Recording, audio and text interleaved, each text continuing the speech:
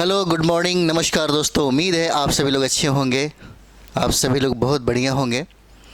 तो जैसा कि हम लोग करेंट अफेयर्स में देख रहे थे, 6 माह का करेंट अफेयर्स 70 बीपीएससी के लिए बहुत महत्वपूर्ण है। बाकी बहुत सारे एग्ज़ाम है उसके लिए भी बहुत महत्वपूर्ण हो जाता है। तो चलिए हम लोग शुरुआत करते हैं, प्रारंभ करते हैं।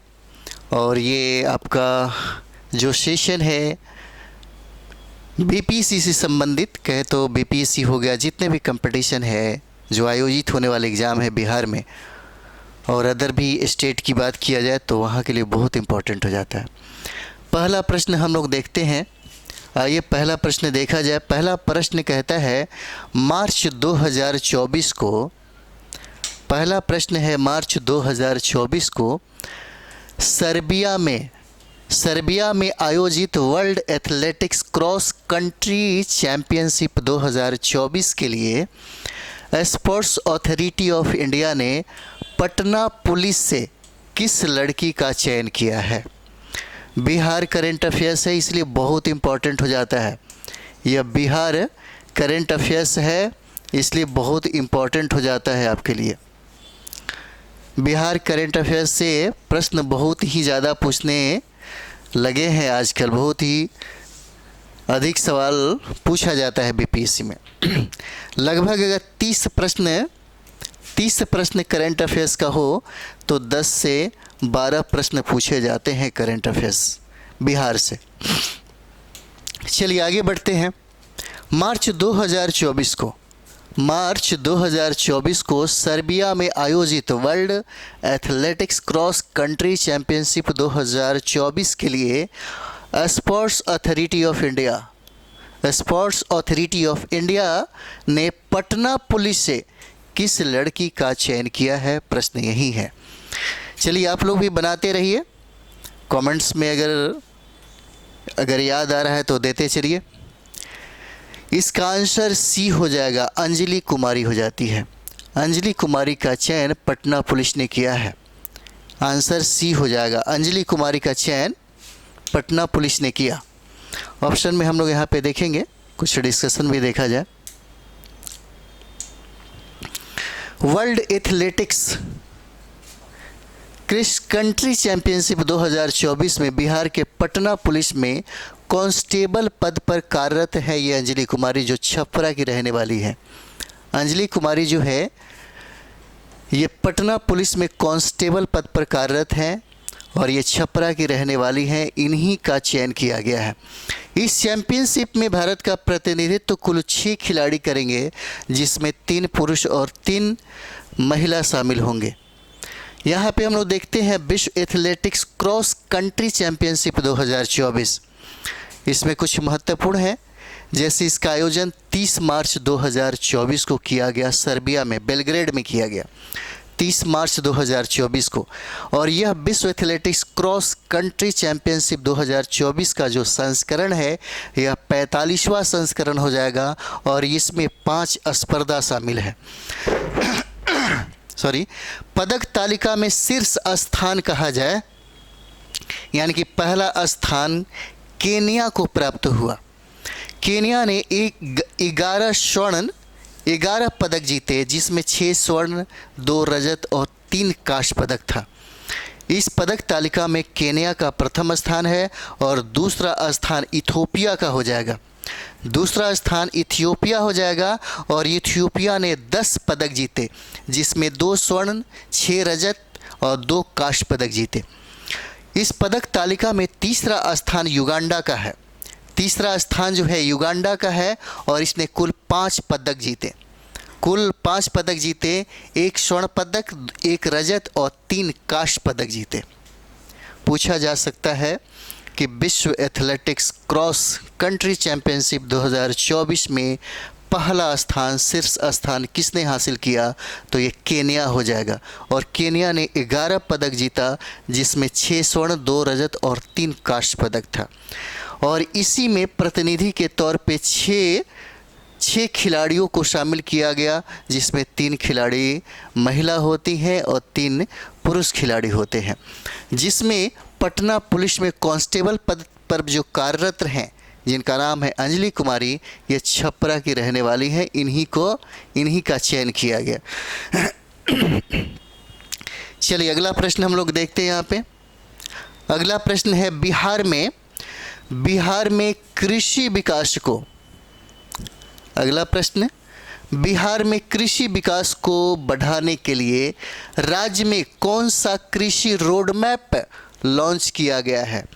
कौन सा कृषि रोड मैप लॉन्च किया गया? अभी तक 3 ही कृषि रोड मैप लॉन्च किया गया था, अभी हम लोग देखेंगे वो हो जाएगा चौथा कृषि रोड मैप हो जाएगा। बिहार में कृषि विकास को बढ़ाने के लिए राज्य में कौन सा कृषि रोड मैप लॉन्च किया गया? तो ये आपका चौथा हो जाएगा, आंसर डी है। चलिए यहाँ पे हम लोग देखेंगे, भारत की राष्ट्रपति द्रौपदी मुर्मू के द्वारा 18 अक्टूबर 2023 को पटना में बिहार का चौथा कृषि रोड मैप लॉन्च किया गया। चौथा कृषि रोड मैप लॉन्च किया गया और चौथा कृषि रोड मैप का जो समय है 2023 से लेकर के 2028 तक है।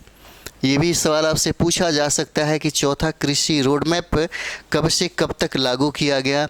2023 से लेकर के 2028 तक, और इसे भारत के प्रेसिडेंट के द्वारा लॉन्च किया गया 18 अक्टूबर 2023 को।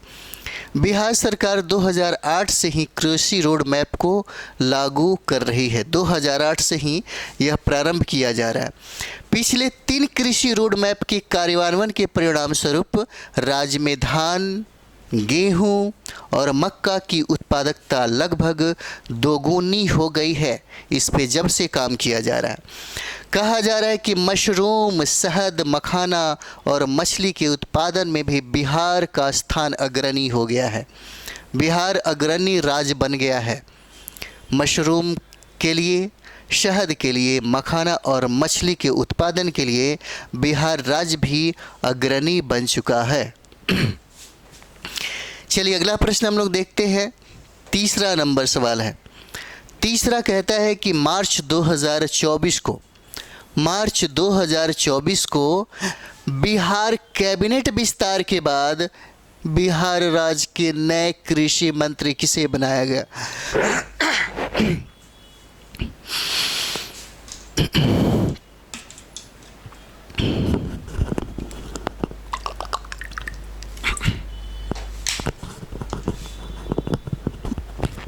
नए कृषि मंत्री किसे बनाया गया?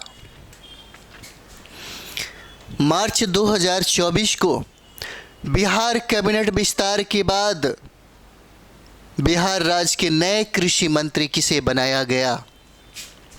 आंसर बी हो जाएगा, मंगल पांडे को नया कृषि मंत्री बनाया जाता है। मंगल पांडे को डिस्कशन में देख सकते हैं हम लोग।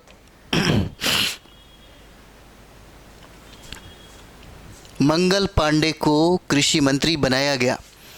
बिहार में एनडीए सरकार के गठन के बाद मुख्यमंत्री नीतीश कुमार द्वारा मार्च 2024 में मंत्रिमंडल विस्तार किया गया। इस मंत्रिमंडल विस्तार में मंगल पांडे को राज्य के कृषि मंत्री पद का कार्यभार सौंपा गया। इस मंत्रिमंडल विस्तारों में मंगल पांडे को राज्य के कृषि मंत्री पद का कार्यभार जो है यह सौंपा गया। चलिए आगे हम लोग देखते हैं अगला सवाल। 4 नंबर जो है, मार्च 2024 में बिहार लोक सेवा आयोग के नए अध्यक्ष किसे बनाए गए हैं? मार्च 2024 में बीपीएससी का, आप बीपीएससी टीचर का एग्ज़ाम दे रहे हैं, बिहार लोक सेवा आयोग में जो भी सिविल सर्विस के एग्ज़ाम देने वाले हैं, ये सारे लोगों को ये प्रश्न मुझे लगता है कि याद ही होगा। तो मार्च 2024 में बिहार लोक सेवा आयोग बीपीएससी के नए अध्यक्ष किसे बनाया गया? आंसर इसका डी हो जाएगा, परमार रवि मनु भाई हो जाएंगे। 4 नंबर, परमार रवि मनु भाई हो जाते हैं। इन्हीं को मार्च 2024 में बीपीएससी का नया अध्यक्ष बनाया गया।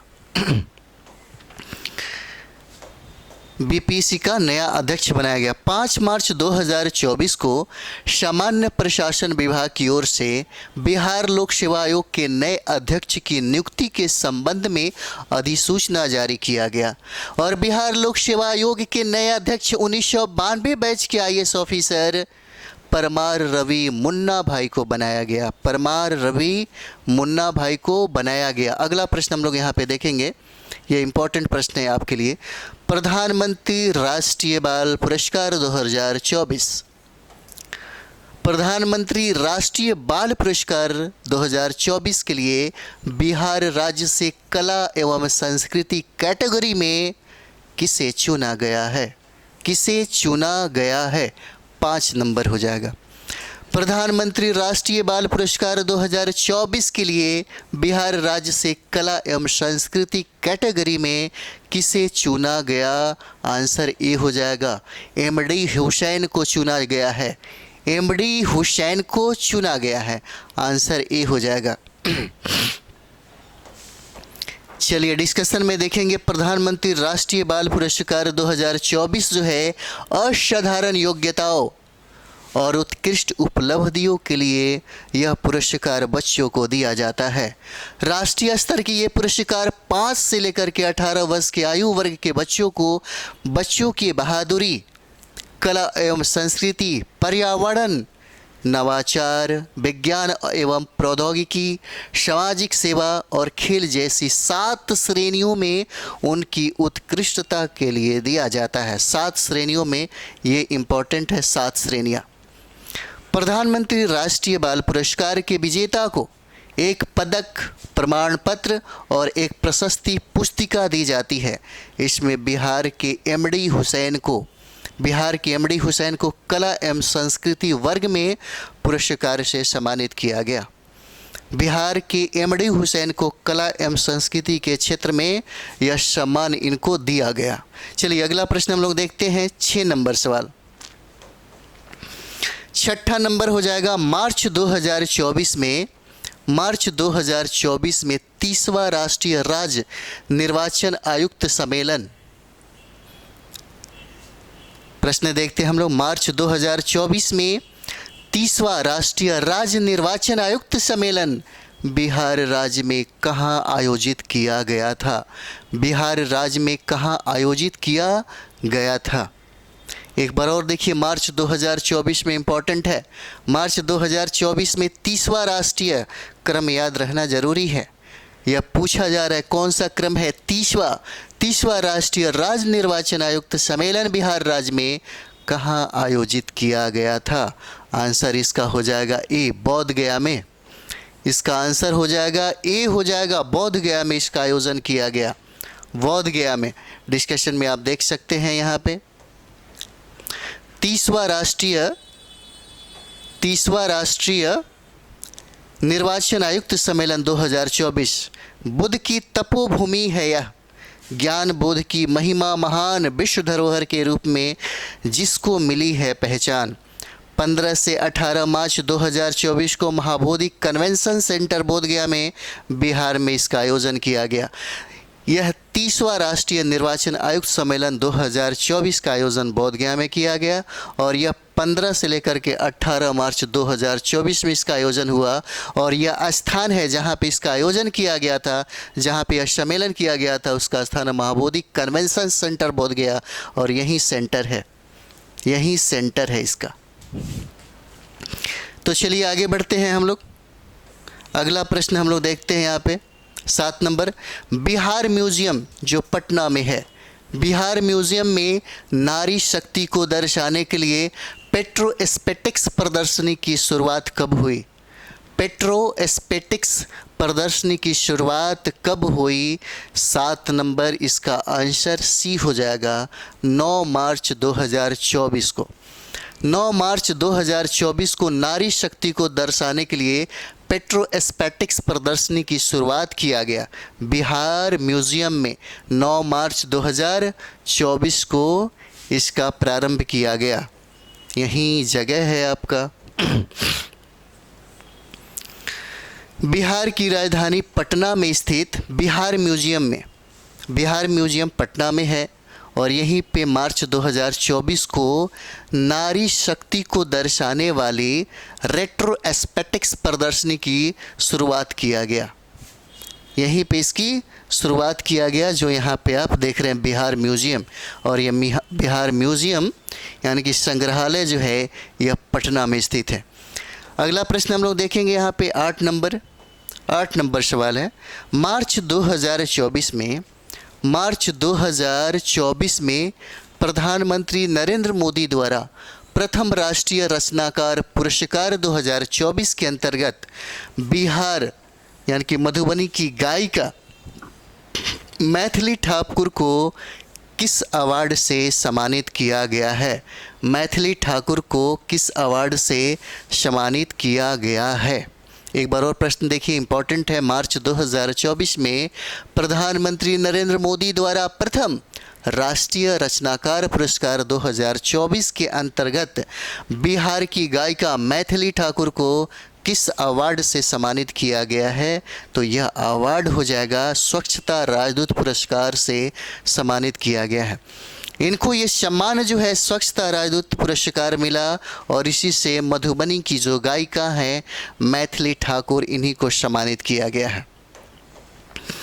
यहाँ पे हम लोग देखेंगे राष्ट्रीय रचनाकार पुरस्कार 2024, राष्ट्रीय रचनाकार पुरस्कार 2024, और यह पुरस्कार समाज के विभिन्न क्षेत्रों में उत्कृष्टता रखने वालों को प्रोत्साहित करने का एक प्रयास है।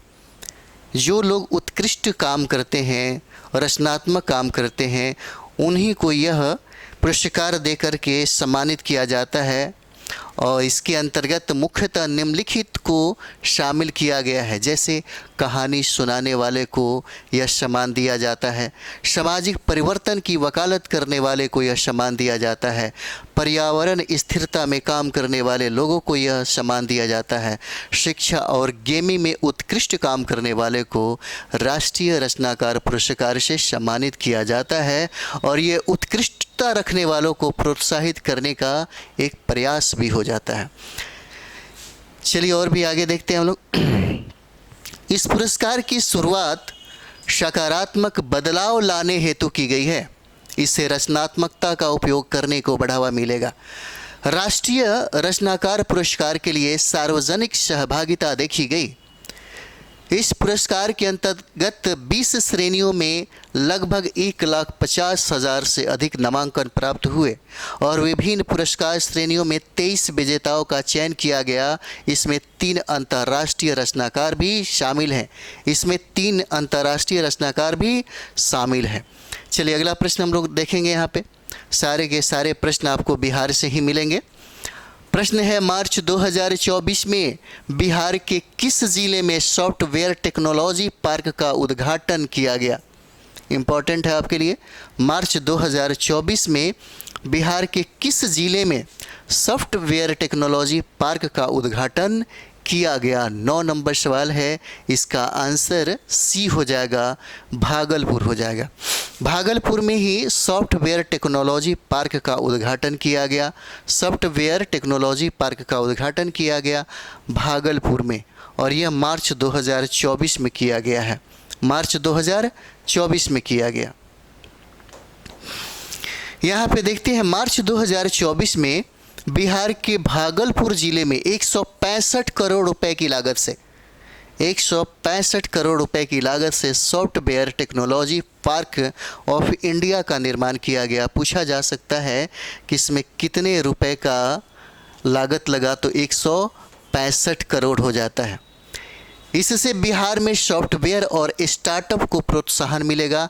और इस पार्क का उद्घाटन केंद्रीय मंत्री हैं जिनका नाम है अश्विनी चौबे ने किया। और ये भी बहुत ज़रूरी है याद रखना कि इसका उद्घाटन किसने किया, इम्पोर्टेंट है। कभी कभी उद्घाटन भी पूछता है और ये भी पूछा जा सकता है कि सॉफ्टवेयर टेक्नोलॉजी पार्क कहाँ है, बिहार के किस ज़िले में स्थित है, कितने रुपए इसमें लगे थे। चलिए हम लोग देखते हैं 10 नंबर सवाल। 10 है, बिहार पर्यटन विभाग ने बिहार पर्यटन विभाग ने राज्य में रिवर क्रूज पर्यटन को बढ़ावा देने के लिए किसके साथ समझौता हस्ताक्षर किया? किसके साथ समझौता हस्ताक्षर किया? एक बार और देखते हैं, प्रश्न इंपॉर्टेंट है आपके लिए, बहुत ही VVI है। बिहार पर्यटन विभाग ने राज्य में रिवर क्रूज पर्यटन को बढ़ावा देने के लिए किसके साथ समझौता हस्ताक्षर किया? तो 10 नंबर हम लोग देखेंगे, इसका आंसर बी हो जाएगा। भारतीय अंतर्देशीय जलमार्ग प्राधिकरण के साथ इसने समझौता हस्ताक्षर किया है। यहाँ पे हम लोग देखेंगे, यहाँ बिहार राज्य में क्रूज सेवा पर्यटन को बढ़ावा देने के लिए बिहार पर्यटन विभाग ने भारतीय अंतर्देशीय जलमार्ग प्राधिकरण के साथ समझौता हस्ताक्षर किया और पर्यटन विभाग गंगा नदी में क्रूज सेवा को शुरू करेगा। ये देख रहे हैं आप, ये गंगा नदी, ये पटना का ही क्षेत्र आप देख रहे हैं। पर्यटन विभाग जो है गंगा नदी में क्रूज सेवा को शुरू करेगा। 2 जलयान रोपैक्स वैसल का परिचालन किया जाएगा और 300 पर्यटकों की क्षमता होगी और जलयान की गति 15 किलोमीटर प्रति घंटा होगा और यह क्रूज सेवा पटना और भागलपुर के गंगा घाटों की सैर कराएगी। पटना और भागलपुर के गंगा घाटों की सैर कराएगी। तो ये सेशन यहीं पे हम लोग रोक देते हैं। कल वीडियो में हम लोग अगले वीडियो मिलते हैं, है ना। तो चलिए हम लोग मिलते हैं अगले वीडियो में। आप लोग अच्छे से पढ़ाई करिए। थैंक यू वेरी मच आप सभी लोगों को।